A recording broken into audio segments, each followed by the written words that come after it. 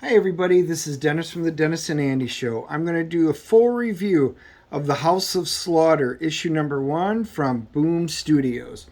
James Tynion IV co-wrote it with Tate Brombal, and then Chris Shehan did the art. And, let's kind of dig into it. We kind of open up, and, this is kind of it had an interesting premise.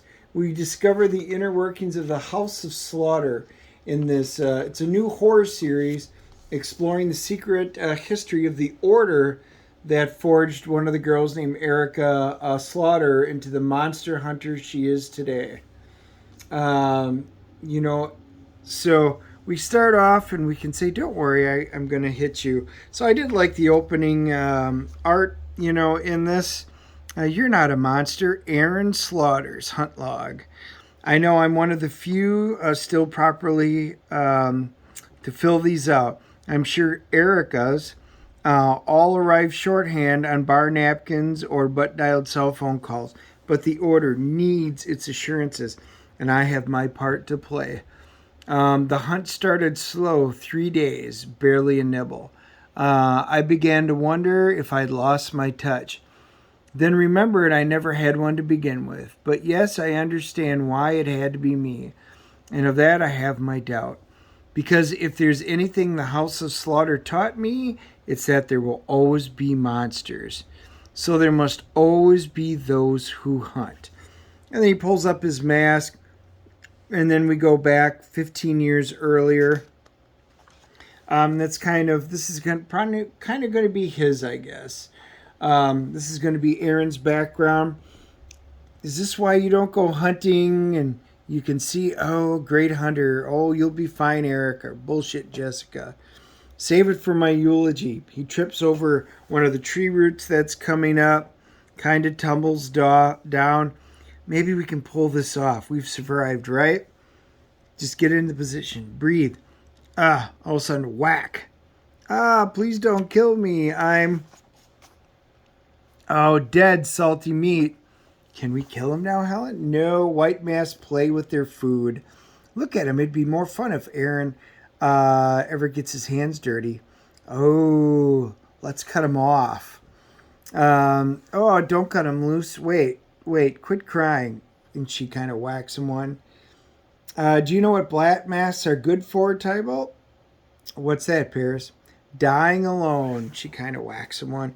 Any last words? Yeah, actually, I'd love it if you guys could just step a smidge to the left. Close enough. All of a sudden, he pulls his mask up. He has a knife and goes shunk, cuts it, grabs them all. Well, that was easier than I thought. Got them all in a trap. Guess I didn't need to dirty my hands to take care of you three. Sudden, the rope snaps. She goes down. You want to talk dirty, do you? I'll take it back. I'll gouge your... And then all of a sudden there's a voice. Helen, stop. Congratulations, White Mask. You've slain the monster. Now, please sheathe your weapons and head back to the bus. Prepare to leave the farm. What was that? Odds weren't fair, so I should have never agreed to this. Those odds are what a black Nass needs to get used to, Jessica. And you agreed to it because Aaron's on track for dying against a real monster during his first fight. Typical Jessica. You coddle Aaron and then throw a fit when he loses. This is training. Kids need to be able to walk if he's going to be able to earn his teeth. And you initiate complete loss. Here's your cooligan. My initiate. Worry less about Helen and more about your understaffed family. Black masks are endangered species. If Aaron doesn't earn his teeth, your very standing house could be threatened.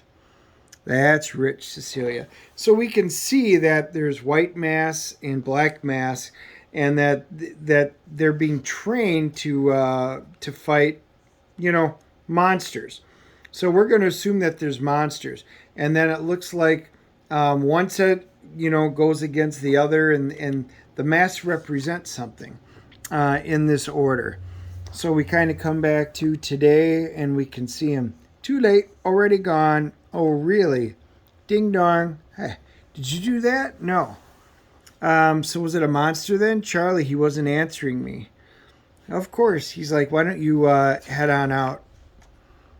Oh, so stupid, Aaron. You think you're so smart, but you're not. You'll never be good enough. Knock, knock. Delivery? Not now, Jessica. I'm being self deprecating. I brought cake. Fine. You here to punish me? What? No, you did good today, pal. Not good enough. Okay. You almost had them. You want to know what it was? Shitty rope? Because I already thought of that. Nah, come on, have some cake. I'll tell you. She basically says, the problem, Aaron, is that you're just too emotional. That's the problem. You were anxious setting your trap, so the trap failed. You were cocky when you should have gone in for the kill. You were afraid, and so you died, Aaron. But how can I stop that? It's the business we're in, buddy. At the end of the day, it's about what you want. Do you want to feel, or do you want to live? I want you to live, but look it, we've got to be able to get a balance and bring everything together. That sounds exhausting. That's the spirit. So she's kind of bringing this all together. Then there's one other thing we need to talk to you about. So there's another guy. We haven't been introduced yet. But wait, I'm using that bed. No, you're not, Aaron.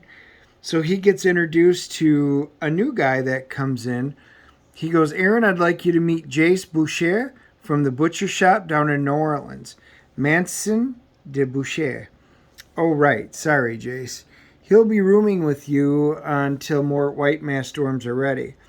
As a transfer from another house, he's in a bit of a gray area right now. But he'll be initiating into a house of slaughter and preparing for his first hunt with the rest of you. We thought you could give Jace the house tour and fine, whatever. Aaron, I guess you were lying earlier. You are punishing me. I need a drink. Fine, but let's make it quick. So I don't know how it works in your house, but this goes against everything I've ever heard of. White mass don't room with black mass. Okay, what happened to your face? Nothing. What happened to yours? So he's kind of giving him the tour, trying to find out why he's, got transferred. And he goes, well, what's up there? Oh, that's the dragon's keep, and it's against the rules. Nobody's even gets close to the old dragon until they've earned their teeth. I want to see. Definitely not. Like I said, it's against the rules. Show me the dragon or I'll tell Erica that you're soft on her. Oh, blackmail already. You're not supposed to be here, so whatever. So they're sneaking around, and he's like, wait, do you hear something? And you can hear him. Train him well. In his blood, after all. Been drinking? With an eye. Different. South Cecilia. Anything may leave. There you are, old man. You can see there's a guy down there. Now he looks like he's got a yellow mask.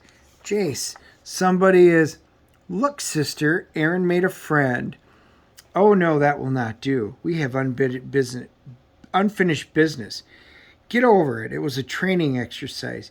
You embarrassed me in front of Cecilia. Is that a temper, Helen?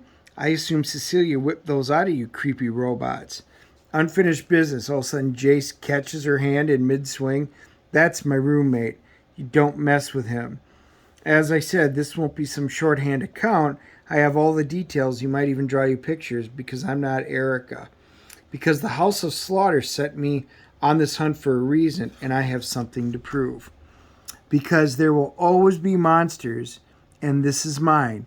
Jace the Last Butcher, the first man I ever loved, and this is how I killed him. So that's kind of the end of it. So what's interesting is, so Aaron Slaughter Aaron is going to be Erica's handler and rival. But before he donned the black mask, he was a teenager training to be, one of the hunters. But surviving school is pretty tough. This is kind of going to be, it looks to me like a bit of a deep dive, delving into what the order, what monsters are out there, what they're going to hunt. I thought the dialogue was good. I enjoyed the artwork. I thought that was solid. I like the fact that they're giving us some of the history. but I wanted to know a little more up front in terms of world building. Um, I can see it's almost like an FBI or CIA handler. Um, and they don't really lay out all of the things that I was kind of hoping we were going to get out of this. They've hinted at it, and I guess it did its job from the standpoint that I really want to know how this is going to expand and what this is going to encompass. I want to know how the training goes. I kind of want to know, are these like Blade the Vampire Hunters? I kind of need to know what's coming out. So I guess issue number 1 did its job for me. I thought it was solid. It makes me want to see what's going to happen in issue 2 and 3. And hopefully I'll get a few more answers that'll suck me into the book. I thought this was a solid first issue. I didn't think it was phenomenal, but I thought it was solid. It did its job and kind of makes me want to see how this is going to go. I'm going to give this a CGC rating of a 7.5. I think the next couple issues will either make or break the series for me, but I definitely do want to see where this goes. Maybe you guys agree, or maybe you guys disagree with me on this one. So leave your comments below. Let me know your thoughts, and smash the like and subscribe button if you haven't. And then feel free to join us. We typically do a big show on Wednesday, a live stream at 5 p.m. Eastern time. And we talk about the new comics for the week. We'll do a review. We'll talk about some of the movie reviews, things like that.